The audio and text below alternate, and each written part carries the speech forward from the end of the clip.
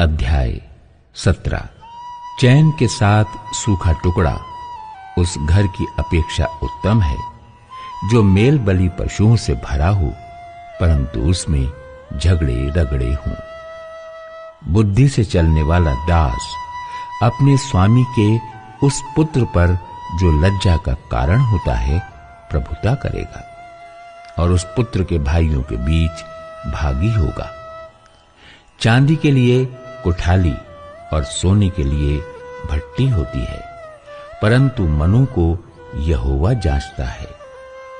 कुकर्मी अनर्थ बात को ध्यान देकर सुनता है और झूठा मनुष्य दुष्टता की बात की ओर कान लगाता है। जो निर्धन को ठट्ठों में उड़ाता है वो उसके कर्ता की निंदा करता है, और जो किसी की विपत्ति पर हंसता है वो निर्दोष नहीं ठहरेगा।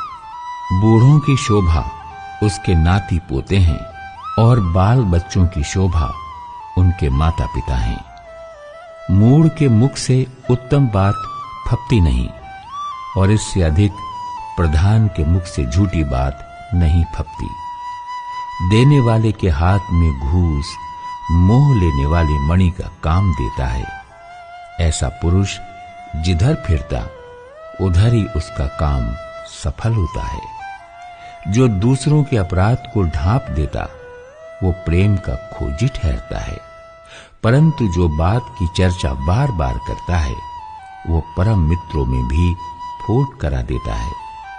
एक घुड़की समझने वाले के मन में जितनी गड़ जाती है उतना 100 बार मार खाना मूर्ख के मन में नहीं गड़ता। बुरा मनुष्य दंगे ही का यत्न करता है, इसलिए उसके पास क्रूर दूत भेजा जाएगा। बच्चा छीनी हुई रीछनी से मिलना तो भला है, परंतु मूढ़ता में डूबे हुए मूर्ख से मिलना भला नहीं। जो कोई भलाई के बदले में बुराई करे उसके घर से बुराई दूर ना होगी। झगड़े का आरंभ बांध के छेद के समान है। झगड़ा बढ़ने से पहले उसको छोड़ देना उचित है। जो दोषी को निर्दोष और जो निर्दोष को दोषी ठहराता है उन दोनों से यहोवा घृणा करता है। बुद्धि मोल लेने के लिए मूर्ख अपने हाथ में दाम क्यों लिए है? वो उसे चाहता ही नहीं। मित्र सब समयों में प्रेम रखता है और विपत्ति के दिन भाई बन जाता है। निर्बुद्धि मनुष्य हाथ पर हाथ मारता है और अपने पड़ोसी के सामने उत्तरदायी होता है।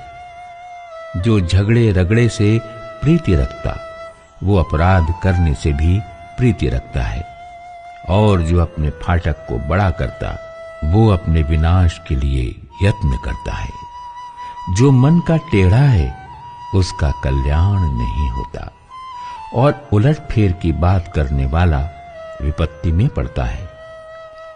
जो मूर्ख को जन्म देता है वो उससे दुख ही पाता है, और मूढ़ के पिता को आनंद नहीं होता। मन का आनंद अच्छी औषधि है, परंतु मन के टूटने से हड्डियां सूख जाती हैं। दुष्ट जन न्याय बिगाड़ने के लिए अपनी गांठ से घूस निकालता है। बुद्धि समझने वाले के सामने ही रहती है, परंतु मूर्ख की आंखें पृथ्वी के दूर दूर देशों में लगी रहती हैं। मूर्ख पुत्र से पिता उदास होता है और जननी को शोक होता है। फिर धर्मी से जुर्माना लेना और प्रधानों को खराई के कारण पिटवाना दोनों काम अच्छे नहीं हैं। जो संभल कर बोलता है वो ज्ञानी ठहरता है, और जिसकी आत्मा शांत रहती है वही समझ वाला पुरुष ठहरता है। मूढ़ भी जब चुप रहता है तब बुद्धिमान गिना जाता है, और जो अपना मुंह बंद रखता वो समझ वाला गिना जाता है।